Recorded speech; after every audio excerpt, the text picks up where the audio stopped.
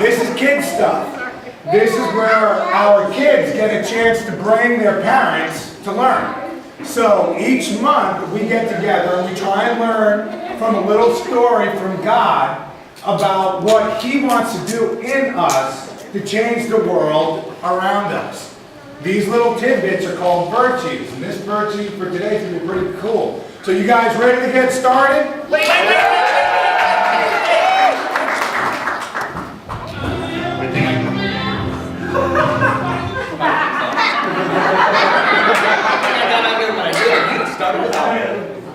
I start without you every week. What do you worry about? I know, right? Wait.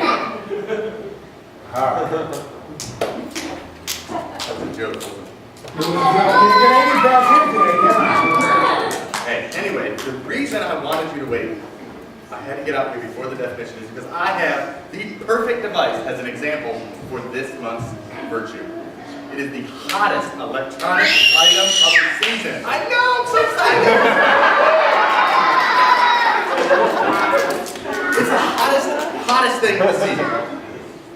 But no one gets to see it until after we get the definition. So let's do this. Okay. Bryce, I have to say, guys, for the first time, I'm actually pretty excited to see what's underneath here rather than being frightened for everyone's safety. Let's see what It's a lot to me. Okay, so everyone, let's start drum roll on our legs. Let's say the virtue, okay? 3, 2, 1. Honor is letting someone know you see how valuable they really are. Awesome job, guys. Great job. Okay, now, what's under here is a great example of letting someone know how valuable you think they really are. And if you do that by using what's under this cover right here, the most cutting-edge product to come out in years. I don't know. What do you think? Is it a Sony PlayStation? Xbox? Wii? Feast your eyes on Goo Goo Gagas! Goo Goo Gagas? Goo Goo Gagas. Yep, I invented them. You invented it? Yeah, right. Like you invented that. I know, right? Wait, that's another joke. Yep, it's starting to catch on. So what are these Lady Gagas? Goo Goo Gagas. Okay. Whatever. So what did these Goo Goo whatever things do? I knew you'd ask. I simply put them on. It's not simply put them on, it's put them for you. I put them on, and then I put this in here. It's got an app. It's got an app. Yeah, it's an app for that. And now, it tells me. Oh, yeah.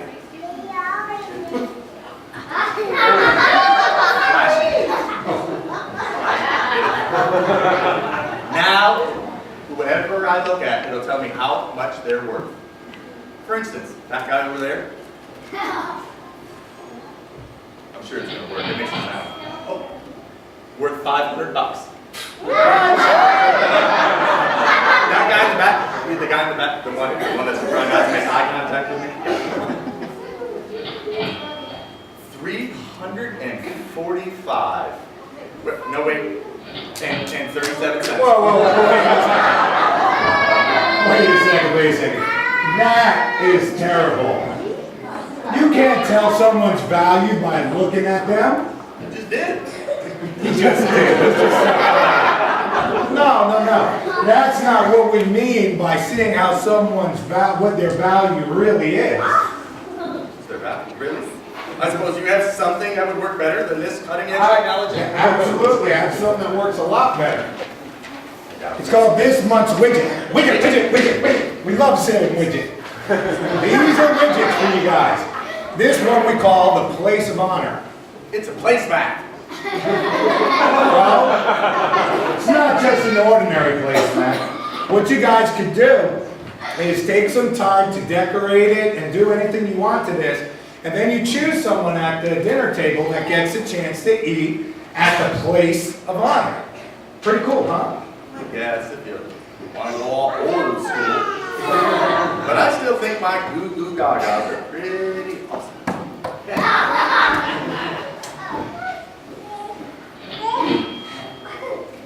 Looks like you owe me money.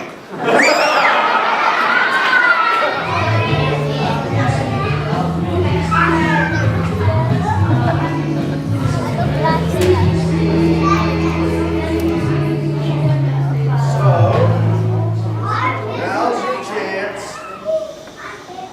to sign up for the two most awesome two-man hashtag Frisbee golf on the planet. And captained by Gordo and Tyler and host. Yes! Did someone say Frisbee golf?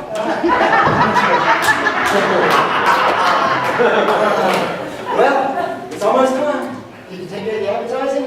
I did. I put up posters and I insta-face tweeted hashtag all over social media. Terrific. Any moment now, dozens of hopeful candidates will come rushing through that door with hopes of being on my team. To play in the city tournament with a chance to go all the way to the tri-state finals. Your team? How about my team? Oh, victory is mine. And the winner gets a year's supply of ribs, courtesy of the Rib Cage and Ice Cream Emporium, with 2 convenient locations to serve you best. I can taste those ribs now. Hey, dudes! Vinny! I'm going mine! Mine! No, mine! Mine! No! Whoa, dude, you got a frisbee tied to your head. Never mind that. Are you here to play the game? Well, yeah, frisbee golf, sure, man. Cool. Well, I wonder why no one else is out there yet. Yeah. At this point, I think about anyone who walked through that door. Hi, guys! No, that's not fair. I get Vinny. No, Vinny's on my team. I get Vinny. No, Vinny's on my team. My Team? What team? Play frisbee golf. I want to play. Sam. See, this is a man's game. There's a reason they call it two-man teams. It's a sport of kings. Is there any rule against girls playing? Great, count me in.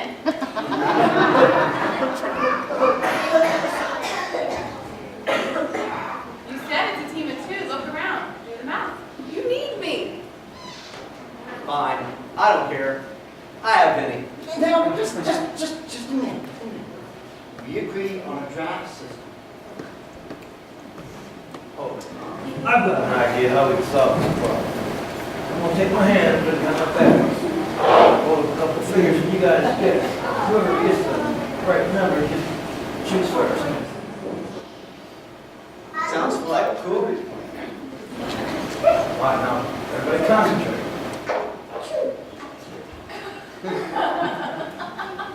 Follow the line.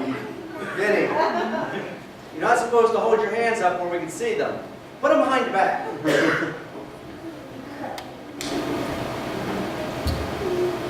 Whoa, that's intense. Hands down my back now. Go ahead and pick. 2, 4.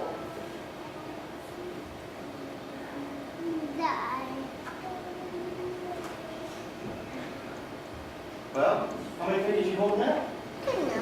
God. Vinny, take your hands out behind your back. 2. Yeah, I win. I pick Vinny. Yay! It is mine. Yay, I get to be on your team, Gordo. Aren't you so happy? Oh, yeah. I'm so happy I could smash my hand with a ball-peen hammer. Have you ever played this game before? Nope, but I'm a fast learner. Hey, Gordo, one question. What's a frisbee?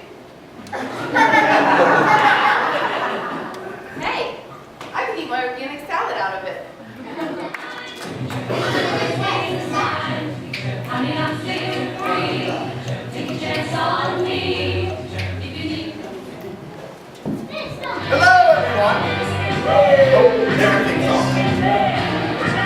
It is time to play a game that we at Kidstuf like to call Name That Tune. I'll be picking a random contestant, adult, out of or parent, out of the audience. Then we'll play a clip from the song, and if you guess correctly, you will win a fabulous prize. Okay, who's first? Yes, any parent. And if that is not temptation enough, I will tell you there are two things about this contest. One, I promise, and I guarantee you will know the answer.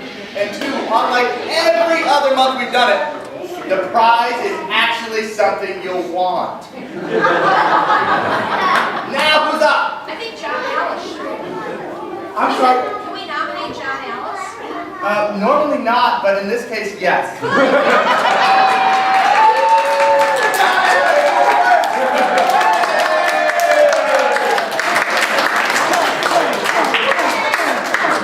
Now, part of being nominated, does that mean you get to nominate someone else? Aaron Alice. No, nominated. Are you ready to play? Sure. Okay, like I said, we're going to play splits on a song. Then I'm going to give you a multiple choice of what that song might be. My only hint is it's C. All right, let's see this first clip. Or this here. Chicago. You're the inspiration. We're letting anybody enjoy the song. Okay. Is the singer of the song, not the band, the singer, is it Aloe Vera? B, Portia Carrera? It's not B. Or C, Peter Cetera? C, Peter Cetera!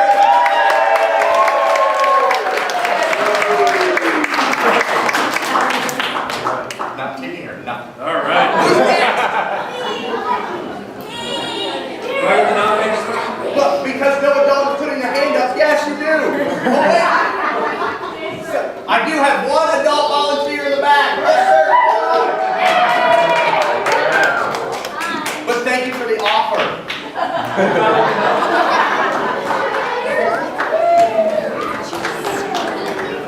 I will also give you a hint. The singing letter. All right, let's hear this next song.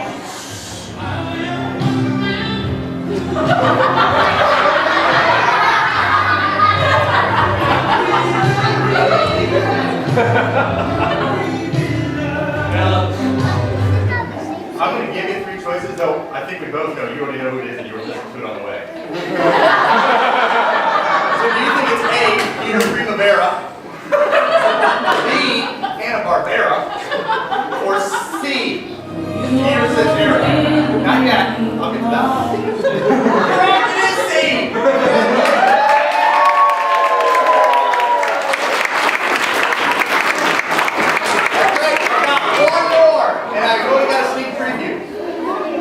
I need one adult volunteer. Don't be shy. I know the questions have been really tough. Yes, come on up.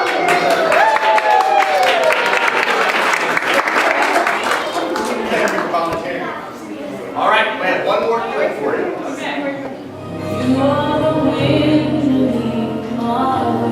This is what I was thinking.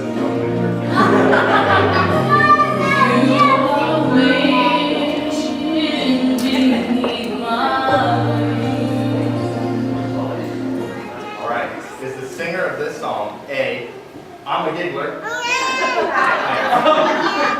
B, Jello Jigglers, or C, Bette Midler, but it should have been Peter Cetera. It is C! Thank you everyone for playing.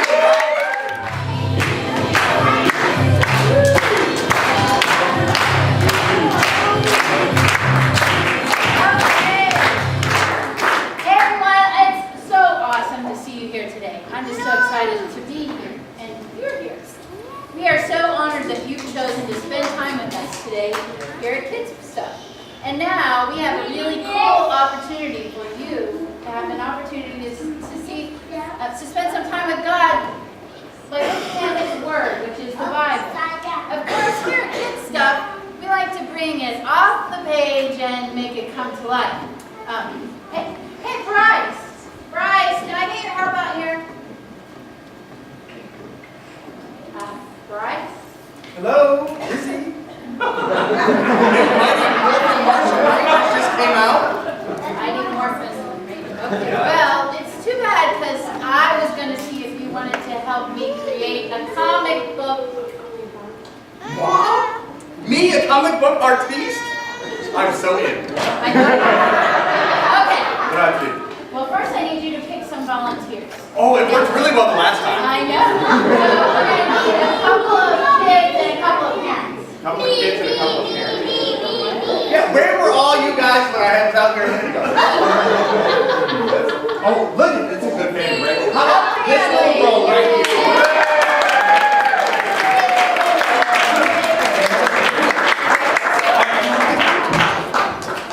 Yeah. Careful, watch your step. Don't push. Well, he's taking care of his volunteers here. Yeah, volunteers. I like to call them victimeers. That's why they're going to help during the game effort. Yeah, I know. Okay, well, while Bryce gets our volunteers, our characters ready, I should give you a little background story, but first, I'm going to ask that you kids back up just a little bit. Just back up. That way everybody can see like that. This way. There you go. All right. There you go. Okay. So, now I should give you some background about our story today. God rescued His people from slavery in Egypt and kept them alive through 40 years in the desert. Amidst their whining and complaining, He had finally brought them to the promised land. Now, this promised land, instead of being grateful, people just started complaining again. They wanted to be like all the other nations around, and they wanted to have a fancy king. So God, He was good, and He gave them a king, and his name was Saul. But while Saul looked great, he didn't listen to God. Nope, and things were not good. So that's when God sent a prophet named Samuel. See our comic book frame, you see what that is? All right. So God sent Samuel to Bethlehem. Yes, that Bethlehem, but this was like 1,000 years before the Christmas story. God sent Samuel to a house of a man named Jesse. Samuel was supposed to choose one of Jesse's sons to be the next king. He checked out the eldest son first.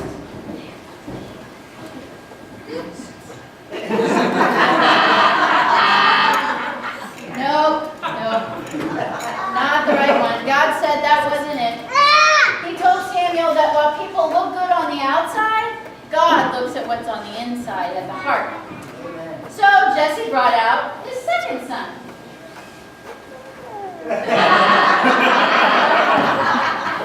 No, God didn't choose the second son. So Jesse brought out the third son. Seriously? Yes, seriously.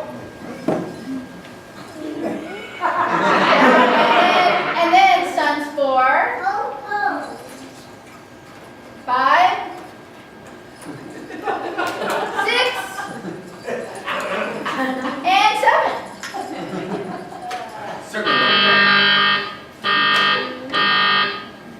No go at all. Nope, Samuel was a little exasperated, to say the least. But God had sent him here, but He didn't confirm any of Jesse's sons to be king. So Samuel asked Jesse whether he had any more sons. And Jesse pointed out that his youngest son was just a kid out in the fields watching the sheep somewhere. So they sent for David. Aww. But here's the crazy thing. Even though David sure didn't look like a king, and I'm telling you what, he didn't spell like a king either. He was the one God had picked. Samuel decided that if God was giving the kid a chance, he'd better do it too. So he marked David as God's chosen one by pouring oil on his head.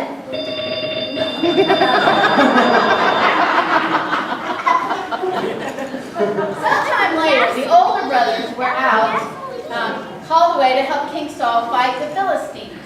There was one little problem. Actually, it was one big problem. The Philistines sent a mighty giant named Goliath, that's right, to challenge any Israelite who would dare to fight him.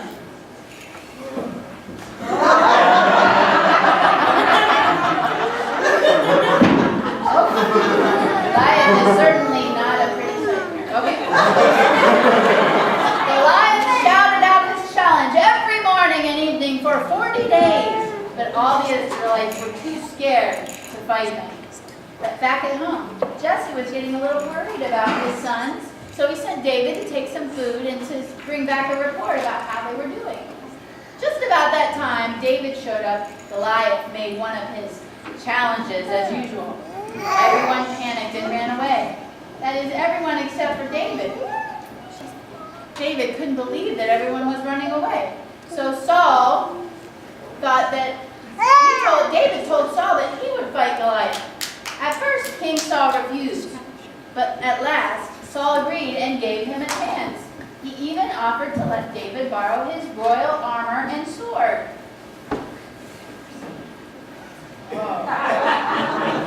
But the armor was a little heavy, so David refused.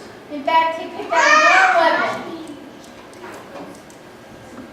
He picked out his own weapon. We're getting a weapon. He picked out his own weapon.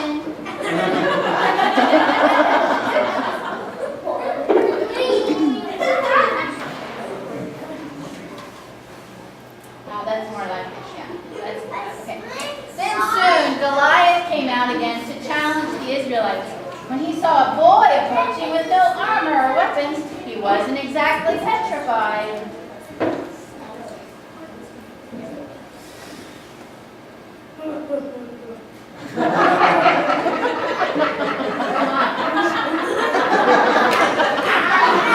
But David cried out, "You are coming to fight against me with weapons, but I'm coming to fight you in the name of the Lord." And when David hurled a stone straight at Goliath's head, Goliath was suddenly a little less amused.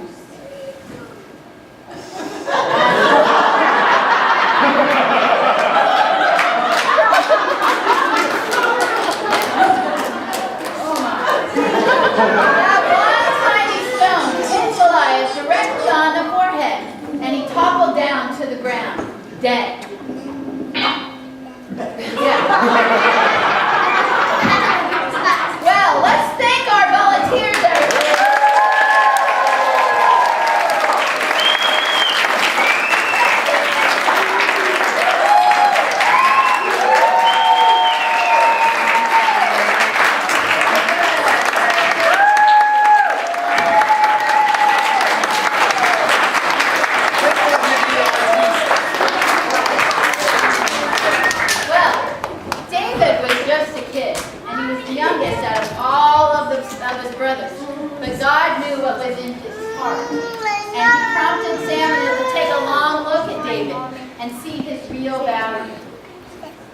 King Saul, too, finally saw past how young and small David was and gave him a chance, and it showed his true value. Because of that, God's people were saved from the Philistines. Then years later, David became one of the greatest kings God's people had ever had. So here's the thing, boys and girls. I need you to really listen to this. This is important. Everyone you meet is made up of way more than what you see on the outside. God wants you to see that you need to look at what's on the inside. Now, this is like the girl who sits alone in the cafeteria, or the janitor who empties the trash every day, or maybe it's that quiet kid that only comes to small group occasionally. Maybe you just need to see how you value them. Maybe you just need to say hi and start up a conversation. That lets them values. And it might give you a chance to see what's on their inside. That's exactly what our virtue says. So say the virtue with me. Honor, letting someone know you see how valuable they really are.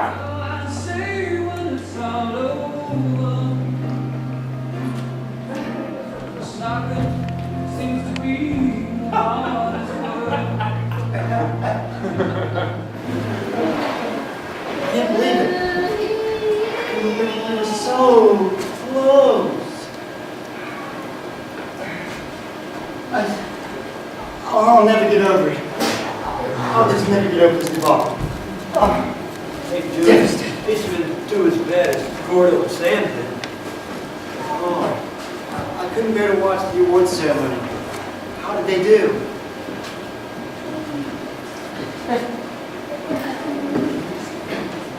We didn't even place. That's how bad. Didn't place? How's that possible? Well, I figured that since Sam had never played the game before, that I would do all her throws for her. Dude, that's harsh. Harsh. I'll tell you what's harsh.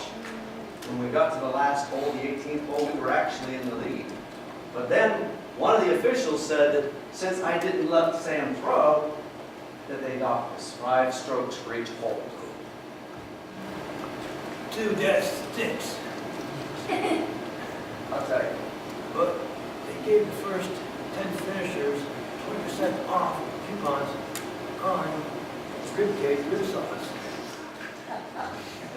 Thanks. We couldn't have done any worse had I let Sam throw. That's okay, Gordo. Can I throw it now? Sure, why not?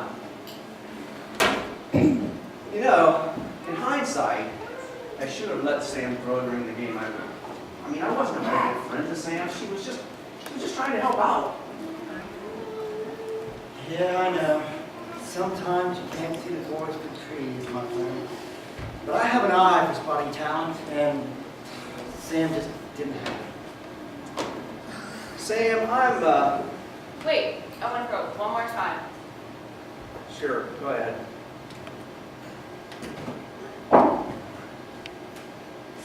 Sam, I need to...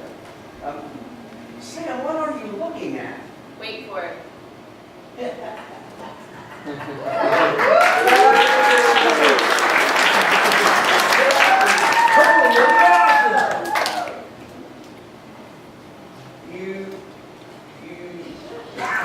You asked me what a frisbee was. How did you do that? Well, when you showed me the frisbee, I realized that I've played with them before. I called them a flying plastic disc. Sam, I'm so sorry. I let my foolishness, my selfishness get in the way. And my obsession with winning getting in the way. I should have taken the time to realize that you were valuable to the team. Yeah, I'm sorry too, Sam.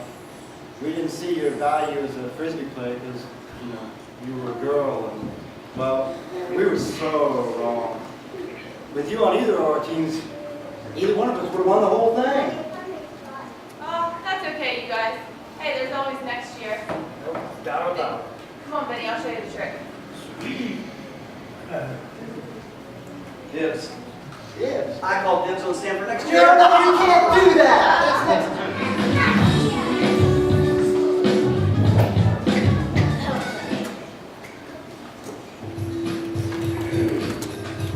You know, there were a couple of things that Tyler and Gordo said that hurt my feelings, but I'm glad they finally see how valuable I am. Sam showed me that frisbee trick. I'm going to show her my finger trick.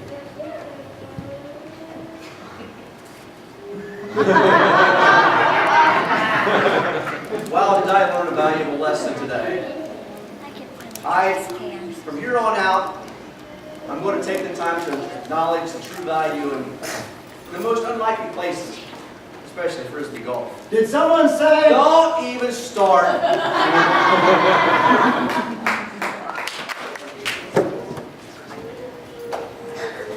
Well, guys, we learned a little bit today about how we value people. And we sort of talked about who the underdog is. Does everyone know who the underdog is? Right? It's the person that people always feel that they don't have a chance of accomplishing anything. But we learned today that God has put in each one of us a value that maybe we might not see. And when you sit there like Christ was looking through his goggles and figuring out the value of someone by their appearance, that's not very God-honoring. The way we honor God is to consider everyone to be valuable, because we all know God made us in his image, didn't we? Didn't he make us? So God didn't make a mistake when he made anybody in this room. Okay? So let's think about that. This week, maybe we find that maybe the person that's picked last, like Miss Linda was talking about, picked last to play kickball, maybe find a way to honor them. Or that pretty girl that everyone feels that isn't very smart. Or maybe that little boy that wears the same ratty t-shirt every single day, even on picture day. Maybe take some time to show them how valuable they are. That's what our wait a second. What is it? It's not our verse. Virtue. That's our virtue. So let's try and find the value in everyone that we can see. Let's go ahead and say our verse this week. Ready? 3, 2, 1. Honor, letting someone know you see how valuable they really are. So what I want you guys to do this week, maybe one time during dinner, is try and figure out who that person is that you see every day that maybe they might not be feeling as honored as they should. And maybe take some time to let them know what you think of them. Even if it's a little smile, maybe for parents at work, maybe bring them lunch or spend some time. Just try and figure out who that is, okay?